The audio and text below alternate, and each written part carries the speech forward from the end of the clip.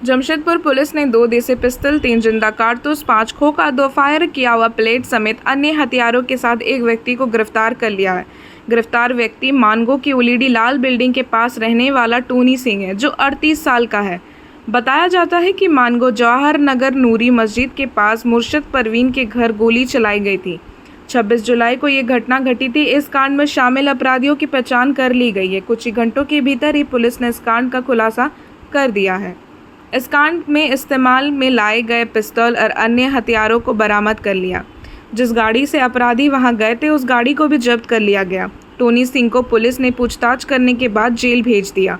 बताया जाता है कि बुधवार की अहले सुबह ही फायरिंग की घटना को अंजाम दिया गया था और कुछ ही घंटों के भीतर अपराधियों को पुलिस ने पकड़ लिया। इसके बाद उसको जेल भेज दिया गया। जमशेदपुर एसएसपी प्रभात कुमार ने खुद इस कांड को तत्काल उद्भेदन के लिए प्रयास तेज किया और अपराधियों की घेराबंदी करी पकड़ में लिया गया। टोनी सिंह के खिलाफ पहले से ही ओलीडी थाना में 4 कांड दर्ज है।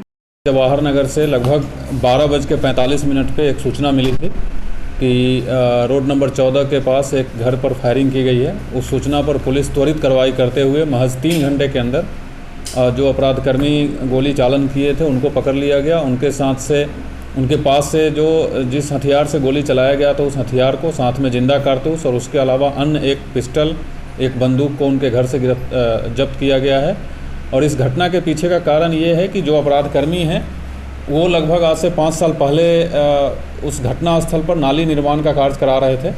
उसी जगह पर एक परिवार के एक सदस्य से इनकी दोस्ती हो गई थी और जो सदस्य है उसके सामने वाले घर से एक लड़का उस लड़की को बार बार कुछ छिटाकसी या कमेंट करता था, जिसके बाद उस लड़की के द्वारा अपराधकर्मी को बताया गया कि अमुक नाम का लड़का मेरे साथ बदतमीजी करता है। उसी का बदला लेने के क्रम में ये टोनी सिंह के द्वारा जाकर के उस घर पे फायरिंग की घटना की गई है। इनके पास से जो हथियार बरामद हुए हैं, जो बंदूक बरामद हुए हैं, वो सब अवैध हैं और जिंदा कारतूस भी बरामद हुआ है। घटनास्थल से खोखा बरामद हुआ है। इनका आपराधिक इतिहास रहा है। ये लगभग अभी तक का जो हमारे पास रिकॉर्ड है उसमें 4 बार जेल जा चुके हैं। सबसे महत्वपूर्ण चीज़ ये है कि अभी लगातार जो पुलिस रात में गश्त करती है, आप लोग जैसा जानते होंगे, पिछले 10 से 11 दिन से हम लोग एक मुहिम चला रहे हैं, जो एक सिस्टम चला रहे हैं। उसमें 11 बजे रात्रि से लेकर के सुबह 6 बजे तक पूरे ज़िला में पुलिस सक्रिय रहती है और उसको मॉनिटर करने के लिए एक इंस्पेक्टर को कंट्रोल रूम में बिठाया जाता है और साथ में जो हमारे एएसपी हैं, सिटी एसपी साहब हैं, हम लोग हैं, खुद रात में मॉनिटरिंग करते हैं। तो इसका फ़ायदा ये हो रहा है, इसका सबसे ताज़ा उदाहरण यही है कि लगभग 12:45 की घटना है और 3 बजे तक हम लोग अपराधकर्मी को हथियार के साथ गिरफ्तार कर लिए थे। और इसी टाइप का पिछले 10 दिन में कई अनेक हम लोग बरामदगी किए हैं और कई अनेक गिरफ्तारी भी किए हैं, जो घटना होने से पहले ही हम लोग पकड़ लिए हैं due to active policing in night. तो ये एक बहुत अच्छा सिस्टम जमशेदपुर में अभी चलाया जा रहा है, जिसका काफ़ी अच्छा फ़ायदा भी हो रहा है और हम लोग इस सिस्टम को निरंतर चलाते रहेंगे। जहाँ तक इस अपराधकर्मी की बात है, इनके साथ एक और अपराधकर्मी था, उसकी भी पहचान हो गई है, उसको भी बहुत जल्द हम लोग गिरफ्तार कर लेंगे।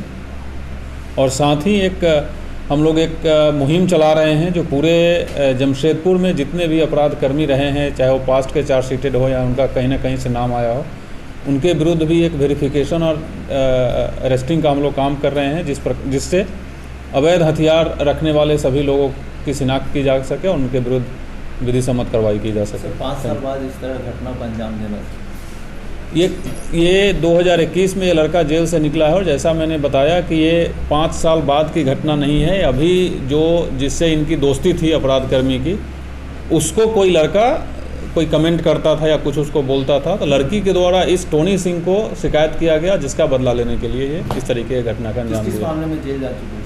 ये 4 केस है इन पर, मारपीट का भी केस है, आर्म्स एक्ट का भी केस है। लड़की के ऊपर कोई कार्रवाई हो रहा है? नहीं, लड़की के ऊपर अभी कोई कार्रवाई नहीं हो रही है। उनसे लड़की से भी हमने पूछताछ किया है, हम लोगों ने, पुलिस ने पूछताछ की है, लड़की ने इस बात को स्वीकार किया है। अभी उन पर कोई किसी प्रकार की कोई कार्रवाई नहीं की जा रही।